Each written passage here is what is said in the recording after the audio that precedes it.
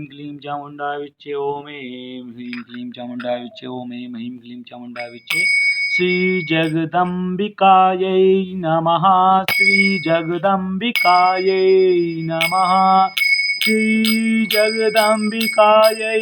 नमः श्रीजगदम्बिकायै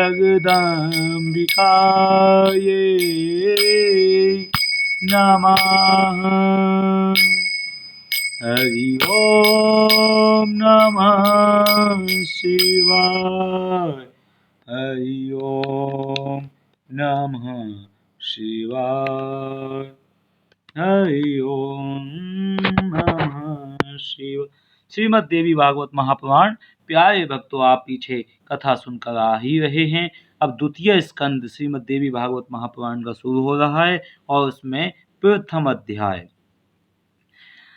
और ब्राह्मण के शाप से आद्री का अप्सरा का मछली होना और उससे राजा मत्स्य तथा मत्स्यगंधा की उत्पत्ति किस प्रकार होती है, इस प्रकार ऋषिगण बोले, हे सूत जी, आपकी यह बात आश्चर्यजनक एवं रहस्यपूर्ण है। इस संबंध में हम सब तपस्वियों को महान संदेह उत्पन्न हो गया है।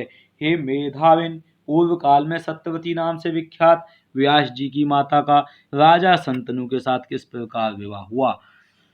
यानी हे मेधाविन, पूर्व काल में सत्यवती नाम से विख्यात व्यास जी की माता का राजा संतनु के साथ किस प्रकार विवाह हुआ। उन सती के अपने घर में रहते हुए भी उनके पुत्र रूप में व्यास कैसे उत्पन्न हुए। ऐसी सत्यवती का संतनु ने पुनः वर्ण कैसे किया और उनसे दो पुत्रों की उत्पत्ति कैसे हुई।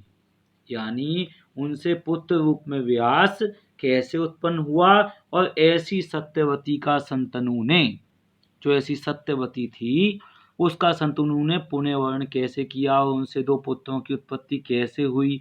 जब व्यास जी उनके हो गए तो फिर दो पुत्र विचित्रवीर्य, चित्रांगद, ये दो पुत्र कैसे हुए और भीष्म पितामह। तो इस प्रकार से संतनु के भीष्म पितामह तो गंगा पुत्र हैं, तो ये तीन पुत्र कैसे हुए और इनकी कहानी को जानना चाह रहे हैं। सुव्रत महाभाग, आप इस परम पावन कथा को विस्तार पूर्वक कहिए। आप व्यास जी और सत्यवती की उत्पत्ति का वर्णन कीजिए। हम सभी व्रतधारी ऋषि इस विषय में सुनने के लिए उत्सुक हैं। सूत जी बोले, मैं चतुर्वर्ग धर्म अर्थ काम मोक्ष प्रदान करने वाली परमादि शक्ति को प्रणाम करके यह शुभ पौराणिक कथा कहूँगा, जिनके विशिष्ट वाग्भव बीज मंत्र एम का किसी भी बहाने से उच्चारण करते ही शाश्वती सिद्धि प्राप्त हो जाती है।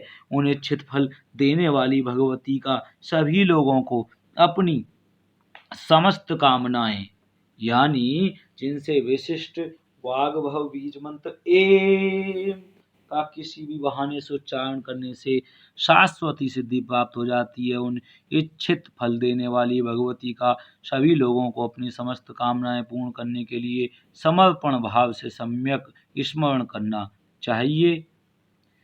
और उपविचर नाम के एक सत्यवादी धर्मात्मा ब्राह्मण पूजक तथा श्रीमान राजा हुए, जो चेदी देश के शासक थे। उनकी तपस्या से संतुष्ट होकर देवराज इंद्र ने उन्हें प्रसन्न करने के लिए स्फटिक मणि का बना हुआ एक सुंदर तथा दिव्य विमान दिया। उस दिव्य विमान पर चढ़कर चेदीराज सर्वत्र विचरण करते थे। वे कभी भूमि पर न उतरने तथा पृथ्वी से ऊपर ही ऊपर चलने के कारण सभी लोकों में उपविचर वसु के नाम से चर तो करते थे, ऊपरी चर ऊपर ही चरण करते थे, चलते रहते थे, वायु के विमान में उड़ते रहते थे और वसु के नाम से प्रसिद्ध हुए। वे राजा अत्यंत धर्मपरायण थे। उनकी धर्मपत्नी का नाम गिरिका था, जो रूपवती तथा सुंदरी थी। महाराज उपरीचर के 5 पुत्र हुए, जो बड़े महान वीर एवं परम प्रतापी थे। यथा समय उन्होंने अपने राजकुमारों को अलग अलग देशों का राजा बना दिया। एक बार राजा वसु की पत्नी गिरिका ने ऋतुकाल के स्नान से पवित्र होकर राजा से पुत्र प्राप्ति की कामना की। एक बार राजा वसु की पत्नी गिरिका ने ऋतुकाल के स्नान के पवित्र होकर राजा से पुत्र प्राप्ति की कामना की। जिस समय वे प्रार्थना करने लगी उसी समय उनके पितरों ने उन राजा से कहा, हे राजन, मृगों को मार लाओ। इस आदेश को सुनकर राजा को अपनी ऋतुमती पत्नी का भी स्मरण हो आया, किंतु पितरों की आज्ञा श्रेष्ठ मानकर तथा अपने कर्तव्य का निश्चय कर राजा मन ही मन गिरका का स्मरण करते हुए आखेट के लिए चल पड़े। वन में रहते हुए राजा वसु साक्षात दूसरी लक्ष्मी के समान रूपवती अपनी पत्नी का स्मरण करने लगे। इस प्रकार उन कामिनी के ध्यान से एकाएक उनका वीर्य स्खलित हो गया और राजा ने शीघ्र ही उस स्खलित वीर्य को बरगद के पत्ते पर रख दिया। वह स्खलित तेज व्यर्थ न हो यह सोचकर तथा स्त्री का ऋतुकाल जानकर उन्होंने ऐसा निश्चय कर लिया कि मेरा तेज सर्वथा अमोघ है, इसमें संदेह नहीं है, अतः अवश्य ही मैं इसे रानी के पास भेज दूं। राजा जब उस वीर को बरगद के दोने में रख कर अपनी रानी के पास भेजने लगे, तब उन्होंने रानी का ऋतुकाल जानकर उस वीर को अभिमंत्रित किया। राजा ने पास ही बैठे हुए बाज पक्षी को बुलाकर उससे कहा, हे महाभाग, तुम इसे ग्रहण करो और शीघ्र ही मेरे घर चले जाओ। हे सौम्य, मेरा हित करने के लिए इसे लेकर तुम मेरे घर जाओ और इसे शीघ्र ही गिरिका को दे देना, क्योंकि आज ही उसका ऋतुकाल है। सूत जी बोले, ऐसा कहकर नृपश्रेष्ठ ने बाज को है दोना दे दिया। और वह ऋतुकाल जो होती है, 1 महीने में एक बार मासिक अवस्था आती है, तो वो ऋतुकाल ऐसी होती है कि उसमें गर्भ धारण किया जाता है। और वह द्रुतगामी बाज भी उसे लेकर शीघ्र ही आकाश में उड़ने लगा। चोंच में पत्ते का दौना लेकर आकाश में उड़ते हुए उस बाज को एक दूसरे बाज पक्षी ने अपनी ओर आते हुए देखा। बाज की चोंच में मांस का टुकड़ा समझकर तत्काल उसने उस बाज पर आक्रमण कर दिया। दोनों बाजों के बीच आकाश में चोंचों से घोर युद्ध होने लगा। उन दोनों के युद्ध करते समय वीर्य वाला वह दोना जमुना जी के जल में जा गिरा। दोने के गिर जाने पर दोनों पक्षी वहां से यथेच्छ दिशा में चले गए। उसी समय आद्री का नाम की एक अप्सरा जल में निमग्न होकर जल क्रीड़ा कर रही थी। उस सुंदरी स्त्री ने वहां पर उपस्थित संध्या वंदन करने में तत्पर एक ब्राह्मण को देखा और उन ब्राह्मण का पैर पकड़ लिया। प्राणायाम करते हुए ब्राह्मण ने उस स्वेच्छाचारिणी को देखकर उसे यह शाप दे दिया कि तुमने मेरे ध्यान में विघ्न डाला है, तो तुम मछली हो जाओ। इस प्रकार ब्राह्मण श्रेष्ठ से शाप पाकर वह आद्रिका नाम की रूपवती श्रेष्ठ अप्सरा मछली बनकर यमुना के जल में विचरने लगी। बाज के पादाघात से गिरे हुए उस वीर के पास जाकर मत्स्य रूप धारिणी अद्रिका अप्सरा ने उससे शीघ्रता पूर्वक निगल लिया। कुछ समय बाद 10 महीने बीतने पर एक मछुआरे ने उस सुंदर मछली को अपने जाल में फंसा लिया। उस मछुआरे ने शीघ्र ही उस मछली का पेट चीर दिया और मछली को अपने जाल में जब फंसा लिया, उस मछुआरे ने शीघ्र उस मछली का पेट चीर दिया। उसके उदर से मनुष्य के आकार वाली जुड़वा संतति निकली और उन दोनों में एक रूपवान बालक तथा एक सुंदर मुख वाली बालिका थी। इस प्रकार से जब उन्होंने सुंदर बालक और बालिका को देखा, अद्भुत घटना को देखकर वह अत्यंत विस्मित हुआ। उसने मछली के पेट से निकले उन दोनों बच्चों को राजा उपरिचर को सौंप दिया। राजा भी आश्चर्यचकित हुआ और उसने उस सुंदर पुत्र को ले लिया। वह वसुपुत्र मत्स्य नामक राजा हुआ, जो अपने पिता के समान ही धर्मात्मा, सत्य प्रतिज्ञ, महातेजस्वी तथा पराक्रमी था। राजा उपरिचर वसु ने वह कन्या उस मछुआरे को ही दे दी, जो आगे चलकर काली और मत्स्योदरी नाम से प्रसिद्ध हुई। अपने गुण विशेष के कारण वह मत्स्य गंधा नाम से कही जाने लगी। उस मछुआरे दास के घर वह सुंदरी वासवी धीरे धीरे बढ़ने लगी। ऋषिगण बोले, हे सूत जी, मुनि के द्वारा शापित वह आद्री का नाम की श्रेष्ठ अप्सरा जब मछली हो गई और मछुआरे ने उसे चीर डाला। देखिए प्यारे भक्तों, जब वीर्य का स्खलन नहीं हो और वो बहुत वर्षों तक इकट्ठा रहे, तो जब वो निकलता है तो उसमें बहुत ज़्यादा तेज होता है और उस तेज के कारण मछली के गर्भ में भी संतान मनुष्य की उत्पन्न हो सकती है। हे सूत जी, मुनि के द्वारा शापित वह अद्रिका नाम की श्रेष्ठ अप्सरा जब मछली हो गई और मछुआरे ने उसे चीर डाला तब वह मर गई अथवा उसने उसे खा लिया, उस अप्सरा का फिर क्या हुआ? उसके शाप की समाप्ति कैसे हुई और उसे उन्हें स्वर्ग कैसे मिला, यह बताइए। सूत जी बोले, जब मुनि ने उसे शाप दे दिया तब वह विस्मित हो गई और दीनता पूर्वक रोती हुई उस ब्राह्मण की स्तुति करने लगी। दयालु ब्राह्मण ने उस रोती हुई स्त्री से कहा, हे कल्याणी, तुम शोक न करो, मैं तुम्हारे शाप के अंत का उपाय बताता हूँ। ओम नमः शिवाय। हे सुबह, मैंने क्रुद्ध होकर जो शाप दिया है उससे तुम मत्स्य योनि को प्राप्त होगी, किंतु तुम अपने उदर से एक युग्म मानव संतान उत्पन्न कर इस शाप से मुक्त हो जाओगी। उनके ऐसा कहने पर वह यमुना जल में मछली का शरीर पाकर तथा 2 संतानों को उत्पन्न करके मर गई। ऐसा कहने पर यमुना जल में मछली का शरीर पाकर और 2 संतानों को उत्पन्न करके मर गई और साप से मुक्त हो गई। इस प्रकार साप उद्धार होने पर वह सुंदरी मछली का शरीर त्याग कर दिव्य रूप धारण करके स्वर्ग को चली गई। इस प्रकार सुंदर मुख वाली उस कन्या मत्स्यगंधा का जन्म हुआ। दास के घर में पुत्री की भांति पालन पोषण की जाती हुई वह कन्या बढ़ने लगी। जब वह मत्स्यगंधा किशोर अवस्था को प्राप्त हुई तब उसका सौंदर्य और भी बढ़ गया और वह परम सुंदरी और सुकन्या निषाद राज के कार्यों को करती हुई रहने लगी। ओम इति श्रीमद्देवी भागवते महापुराणे अष्टादश साहस्रयां सहितायां द्वितीय स्कंदे मत्स्यगंधोत्पत्तिवर्णनं नाम प्रथमोऽध्यायः। श्रीकृष्णार्पणमस्तु। अथ द्वितीयोऽध्यायः। ओम नमो भगवते वासुदेवाय। व्यास जी की उत्पत्ति और उनका तपस्या के लिए जाना। सूत जी बोले, एक बार तीर्थ यात्रा करते हुए महान ओम नमो भगवते वासुदेवाय। श्री कृष्णार्पणमस्तु। हरि ओम नमः शिवाय। श्री कुंज बिहारी श्री हरिदास। सूत जी बोले, एक बार तीर्थ यात्रा करते हुए महान तेजस्वी पराशर मुनि यमुना नदी के उत्तम तट पर आए और उन धर्मात्मा ने भोजन करते हुए निषाद से कहा, मुझको नाव से यमुना के पार पहुंचा दो। मुनि का वचन सुनकर यमुना के तट पर भोजन करते हुए उस निषाद ने अपनी सुंदर युवा पुत्री मत्स्यगंधा से कहा,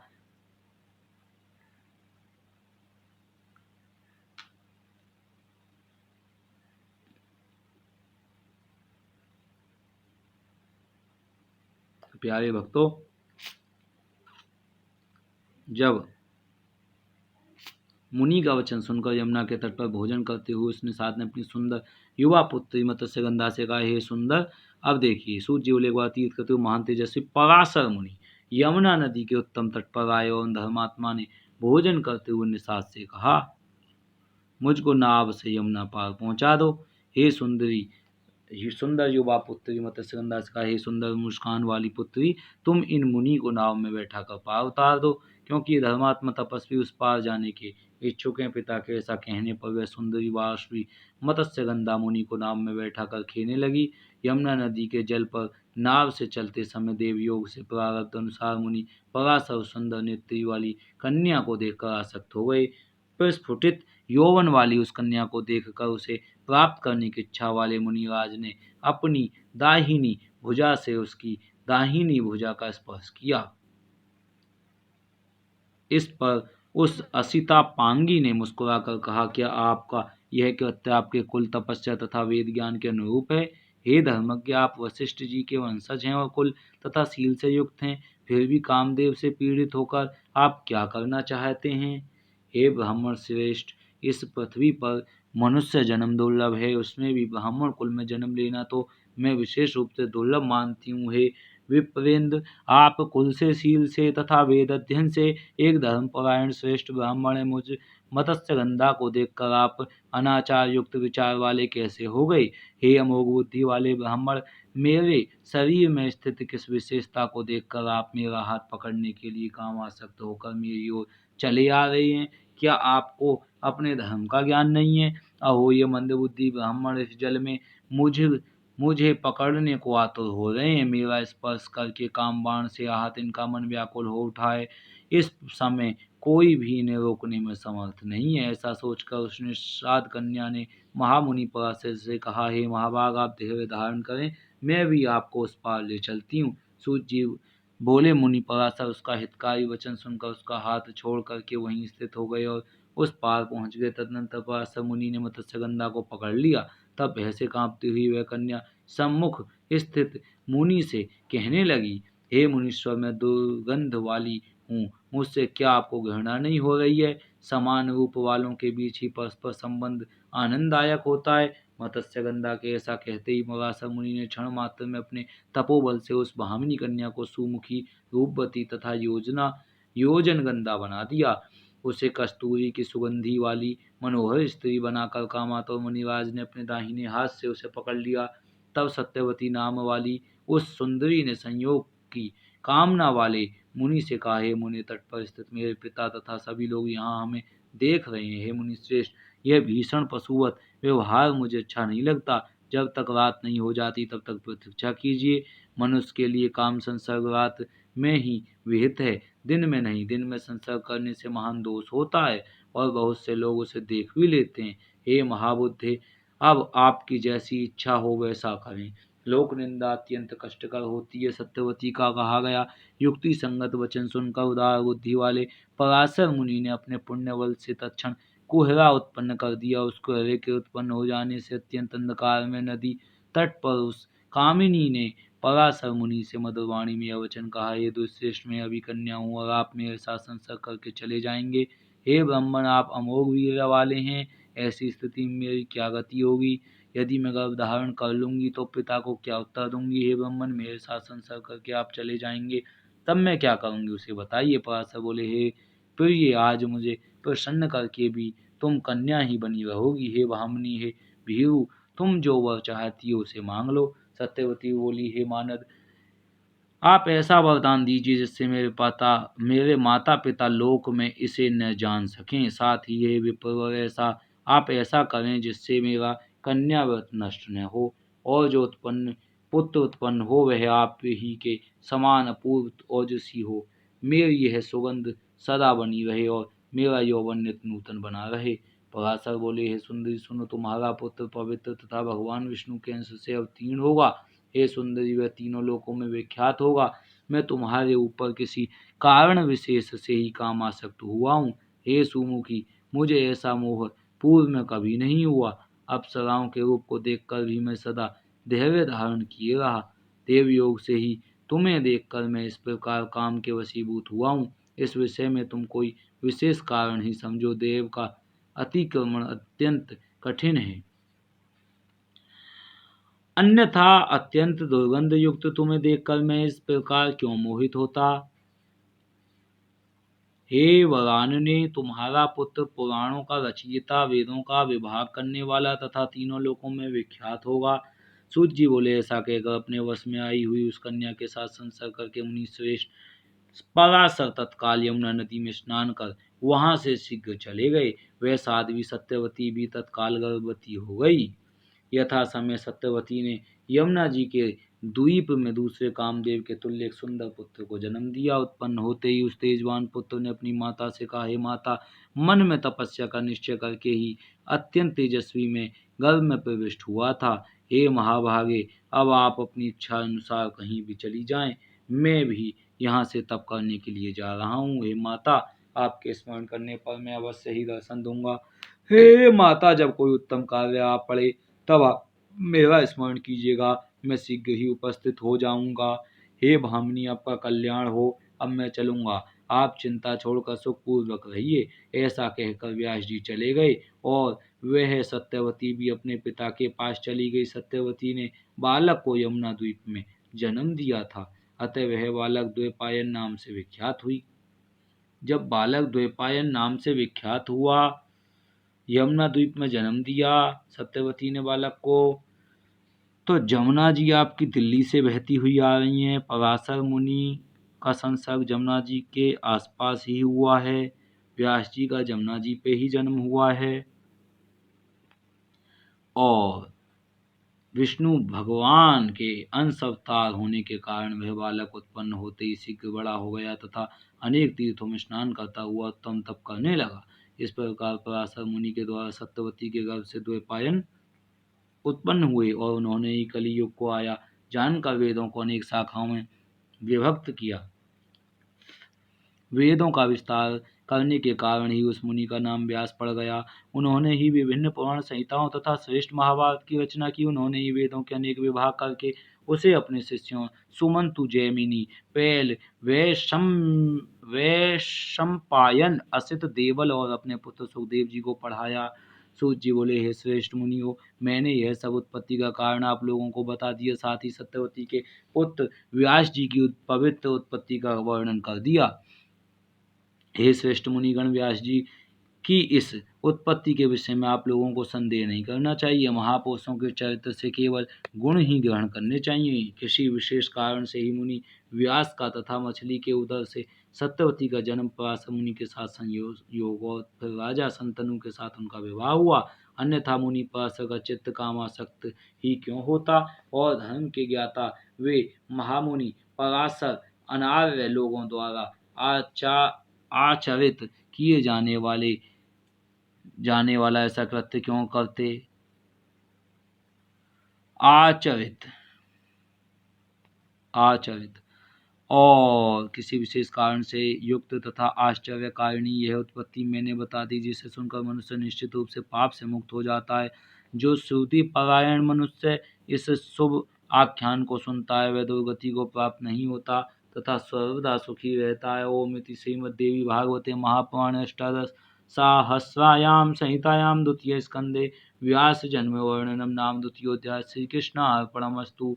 ओम नमो भगवते वासुदेवाय। ओम ह्रीं ह्रीं क्लीं चामुंडाय विच्चे। हरि ओम नमः शिवाय। श्यामा प्यारी कुंज बिहारी, जय जय श्री हरिदास दुलारी।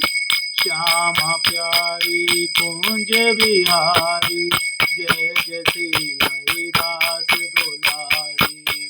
श्यामा प्यारी कुंज बिहारी, जय जय श्री हरिदास दुलारी।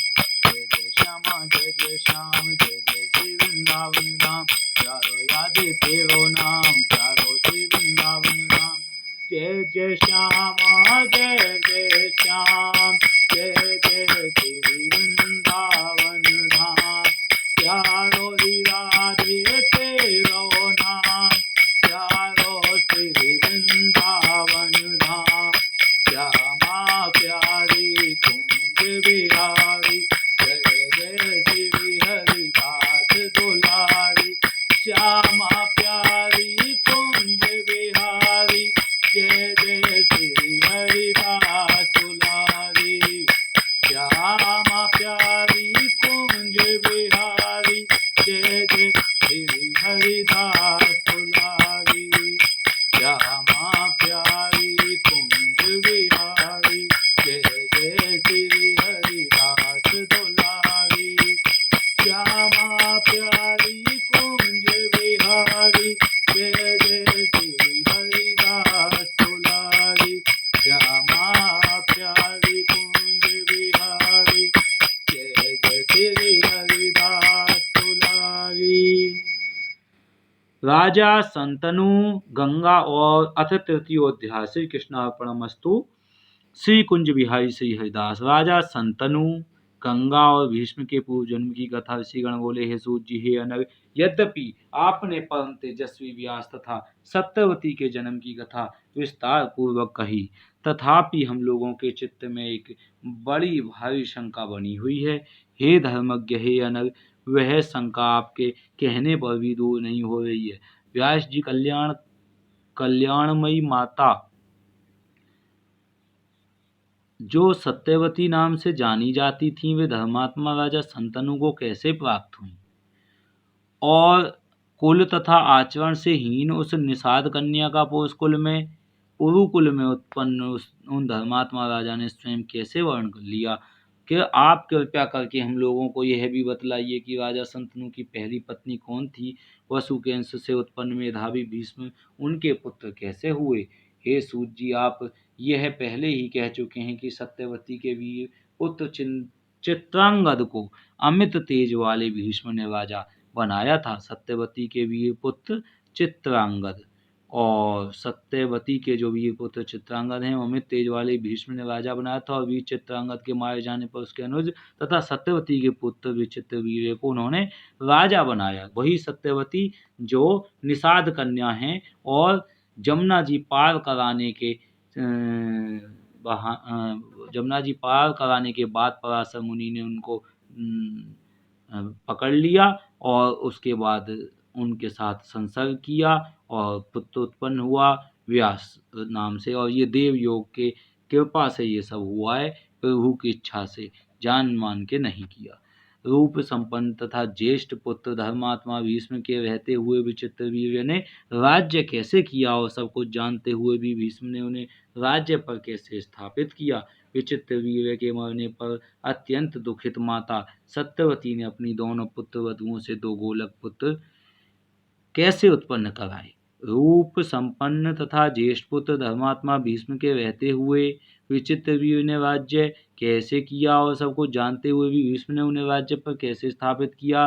विचित्र वीर के मरने पर अत्यंत दुखित माता सत्यवती ने अपनी दोनों पुत्र वधुओं से 2 गोलक पुत्र कैसे उत्पन्न कराए। मरने पर उन सुंदरी सत्यवती ने उस समय ज्येष्ठ पुत्र भीष्म को राजा क्यों नहीं बनाया और उन पराक्रमी भीष्म ने अपना विवाह क्यों नहीं किया। अमित तेजस्वी बड़े भाई व्यास ने ऐसा धर्म क्यों किया जो कि उन्होंने नियोग द्वारा 2 पुत्र उत्पन्न किए। पुराणों के रचयिता व्यास मुनि ने धर्मज्ञ होते हुए भी ऐसा कार्य क्यों किया। हे सूत जी, क्या यही वेदों से अनुमोदिष्ट शिष्टाचार है। हे मेधाविन, आप व्यास जी के शिष्य हैं, इसलिए आप हमारी इन सभी शंकाओं का समाधान करने में समर्थ हैं। हम सभी इस धर्म क्षेत्र में इन प्रश्नों के उत्तर सुनने को उत्सुक हो रहे हैं। सूत जी बोले, हे मुनियों, इक्ष्वाकु कुल में महाभिष नाम के एक सत्यवादी धर्मात्मा और चक्रवर्ती राजा उत्पन्न हुए, ऐसा कहा जाता है। महाभिष उन बुद्धिमान राजा ने हजारों अश्वमेध तथा सैकड़ों वाजपेयी यज्ञ करके इंद्र को संतुष्ट किया और स्वर्ग प्राप्त किया था। एक बार राजा महाभिष ब्रह्मलोक गए। वहां प्रजापति की सेवा के लिए सभी देवता आए हुए थे। उस समय देवनदी गंगा जी भी ब्रह्मा जी की सेवा में उपस्थित थी। उस समय तीव्रगामी पवन ने उनका वस्त्र उड़ा दिया। सभी देवता अपना सिर नीचा किए उन्हें बिना देखे खड़े रहे, किंतु राजा महाविष्णु शंख भाव से उनकी ओर देखते रह गए। उन गंगा नदी ने भी राजा को अपने पर प्रेम आसक्त जाना। उन दोनों को इस प्रकार मुग्ध देखकर ब्रह्मा जी क्रोधित हो गए और कोपविष्ट होकर शीघ्र ही उन दोनों को शाप दे दिया। हे राजन, मनुष्य लोक में तुम्हारा जन्म होगा। वहां जब तुम अधिक पुण्य एकत्र कर लोगे तब पुनः स्वर्गलोक में आओगे। गंगा को महाभिष राजा पर प्रेमासक्त जानकर ब्रह्मा जी ने उन्हें गंगा को भी उसी प्रकार शाप दे दिया। और इस प्रकार वे दोनों दुखी मन से ब्रह्मा जी के पास से शीघ्र ही चलने लगे। राजा अपने मन में सोचने लगे कि इस मृत्युलोक में कौन ऐसे राजा हैं जो धर्मपरायण। ऐसा विचार कर उन्होंने पूर्ववंशीय महाराज प्रतीप को ही पिता बनाने का निश्चय कर लिया। इसी बीच 8 वसु अपनी अपनी स्त्री के साथ विहार करते हुए स्वेच्छया महर्षि वशिष्ठ के आश्रम पर आ पहुंचे।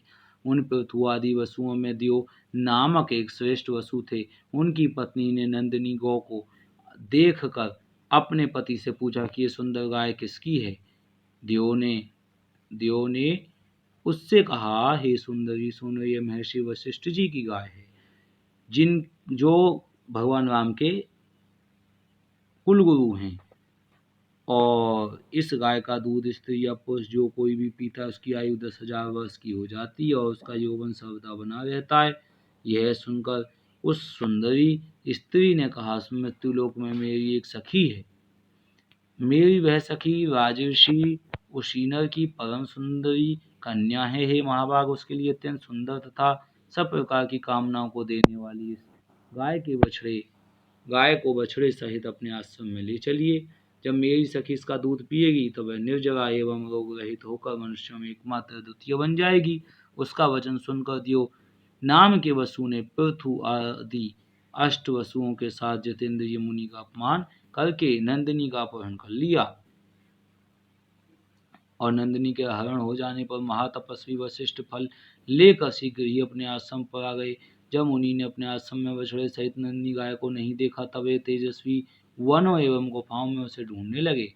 जब वह गाय नहीं मिली, तब वरुण पुत्र मुनि वशिष्ठ जी ध्यान योग से उस प्यारे भक्तों, इस कथा को अभी हम और आगे बढ़ाएंगे। श्रीमन्नारायण नारायण हरि हरि, दूसरी वीडियो में।